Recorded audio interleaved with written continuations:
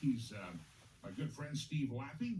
You can find his SteveLaffey.com, SteveLaffey.com. He's an author. He's run for president. He's run for Senate. He's made a movie. If you want to know all about what's happening in the world about China, etc., he's written the book on it, literally. Ladies and gentlemen, Mr. Steve Laffey. Steve, Happy New Year, sir. Happy New Year, Jimmy. Great to be back with you. Great show. It's very entertaining, and let's keep rocking. Yeah, we do it. We do it while we can. We make hay while the sun is up. There's some saying here. All right, we're talking a lot of inauguration and stuff, but you always pay attention to some of the financial things going on. What's the Fed doing? What are the trade? Yeah. What's the trade look like with China? And you send me a headline here that the Fed's Waller backs more rate cuts, says he doesn't think proposed tariffs are going to spark inflation. Give me your thoughts here, because some people freak out about the tariffs. Some people say it's a great idea. Some people freak out about the rate cut. Some people say we're cutting them too fast. Where are we at on this whole thing, Steve? So Waller is right. Let's stop back on tariffs. Tariffs do not cause inflation. Money causes inflation. So let's just say the price of butter doubled due to we imported all of our butter. You would buy some canola oil, wouldn't you? Right? The producers of butter overseas would take a hit. The people who sell it would take a hit. The price wouldn't rise quite the double. And over time, people would find substitutes.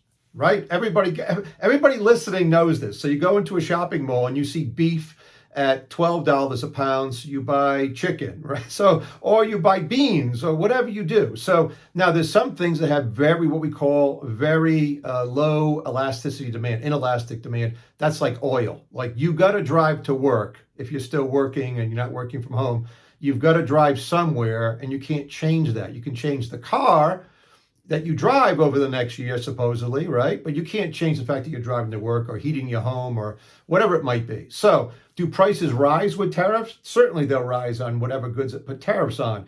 But other prices will have to go down. Unless, and here's the big point, unless the Fed monetizes it, then you have inflation.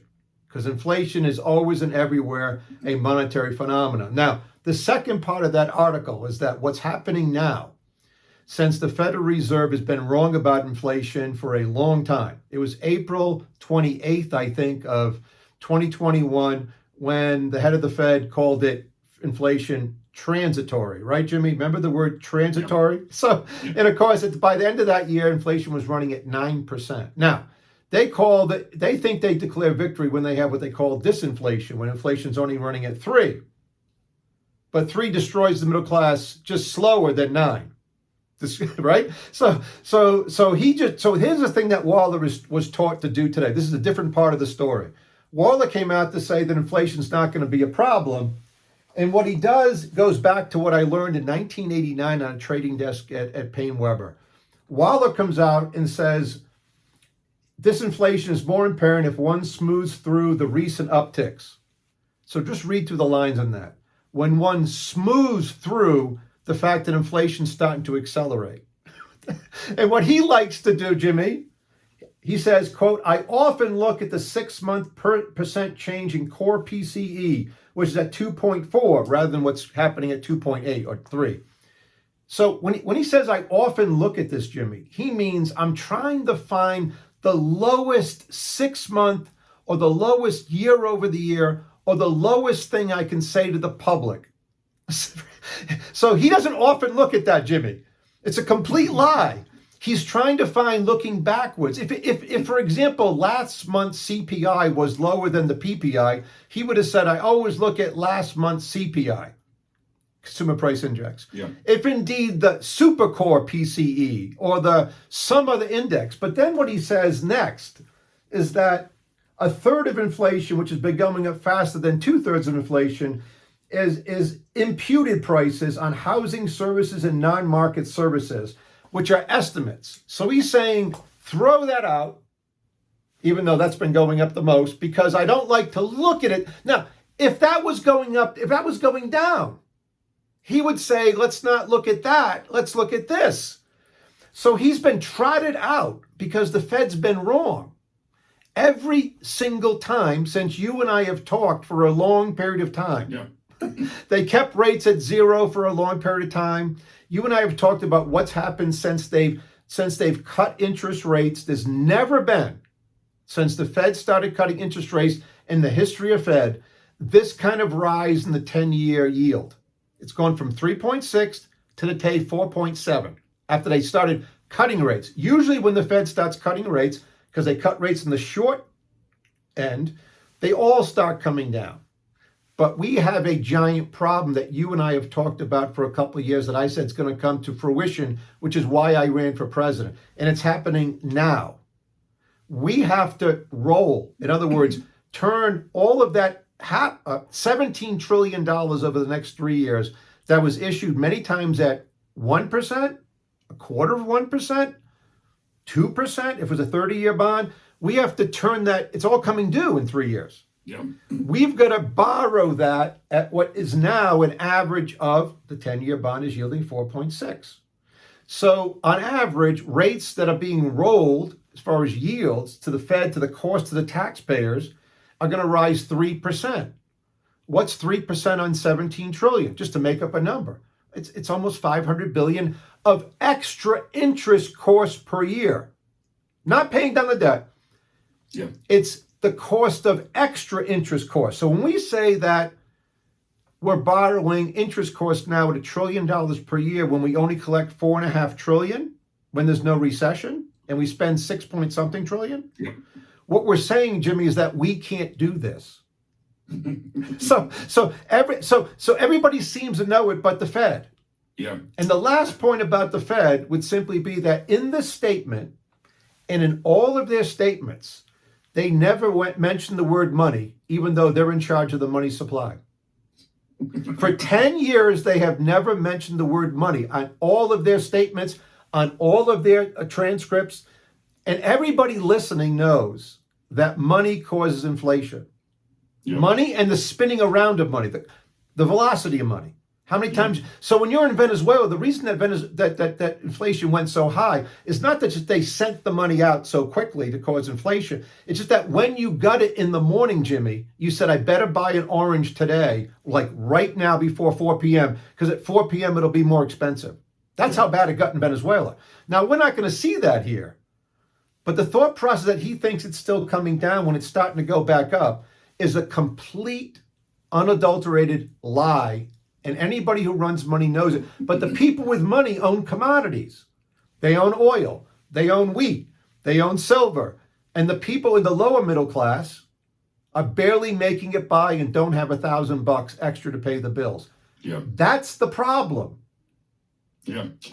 Steve Laffey, if you're just listening to the program, I know a lot of you watch it, but some of you just listen as your work. That's the voice of Steve Laffey. His website, stevelaffey.com. Steve, let me rapid fire on a couple other topics here. Number one, you've been a warning, guy sounding a warning about communist China and how we have to keep them in check.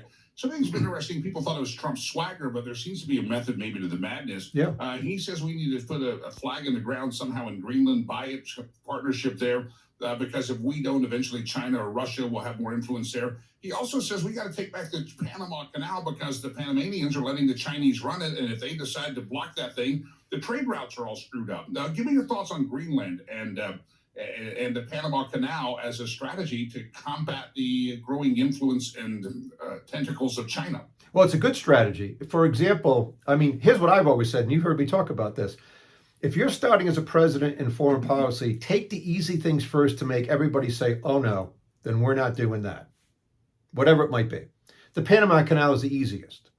Panama has no defense. Everybody in America listening to the show who is old enough realizes that Carter did lose the election over what happened in Iran and over the treaty in the Panama Canal and giving it up. Everybody hated it. I hated it as a 15-year-old. So my father hated it.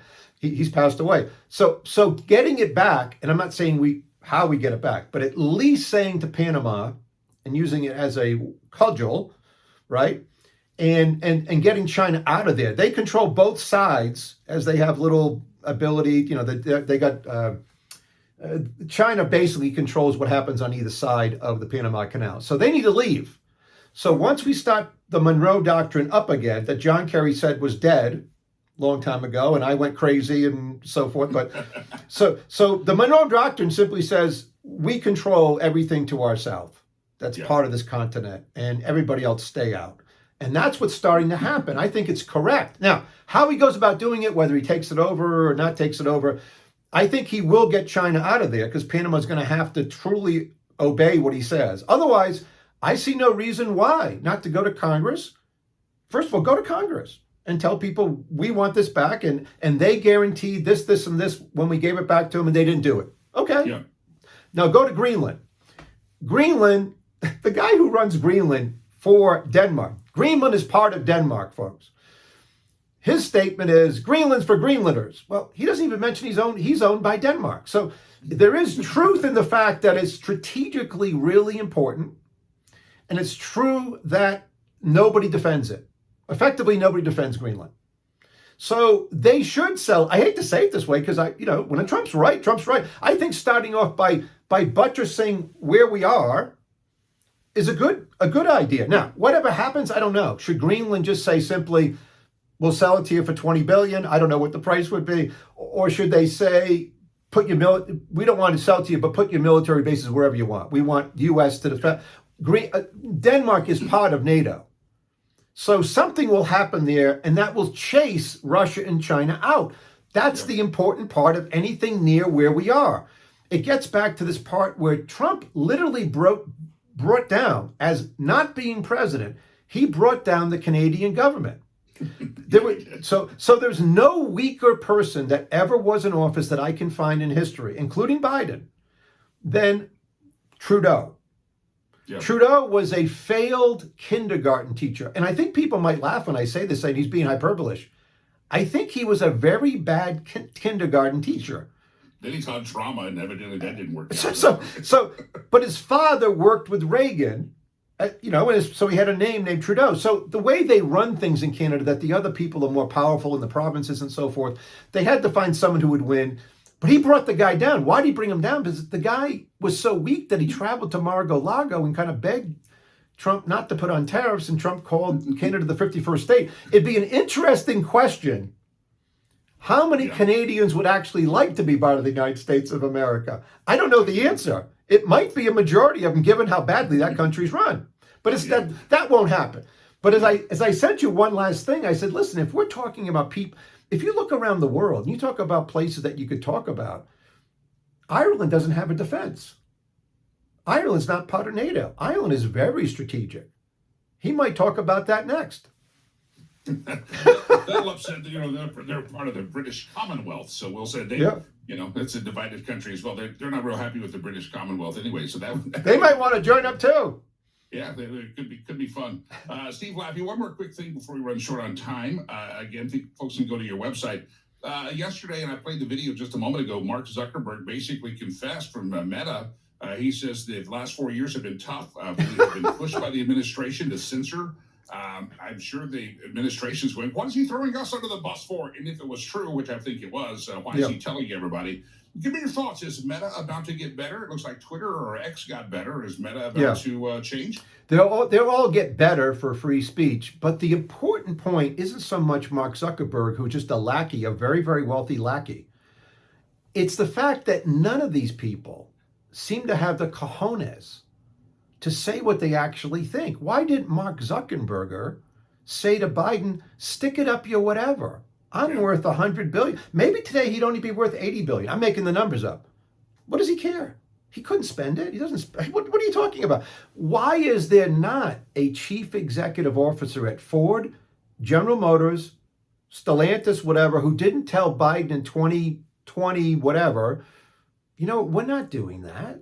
We're not making any electric cars. Like we're going to lose so much money, but they all did. So the real important point is that there isn't, to my knowledge, except for, we could find the example, the exception, right?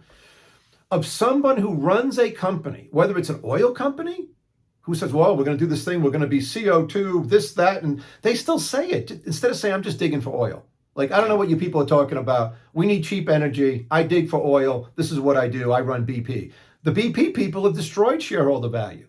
All of them have. Yeah. And that's the bigger point, that they're all going to change, but they're all complete sycophants no matter what. So if Trump gets out of office and Joe Blow comes in, they'll just be with Joe Blow. They'll travel to wherever he lives. And there doesn't seem to be courage among CEOs the way they used to be when, say, Jack Welch was running things back in the day. Steve Lappy, my friend, it's a pleasure. God bless you. We'll talk to you very soon. Your website, stevelappy.com. Amen, brother. stevelappy.com. Good to have you on the show, sir. I appreciate you. God bless you. Doing a great job. God bless you, my friend. Thank you very much. It's just all this is so true and so sad.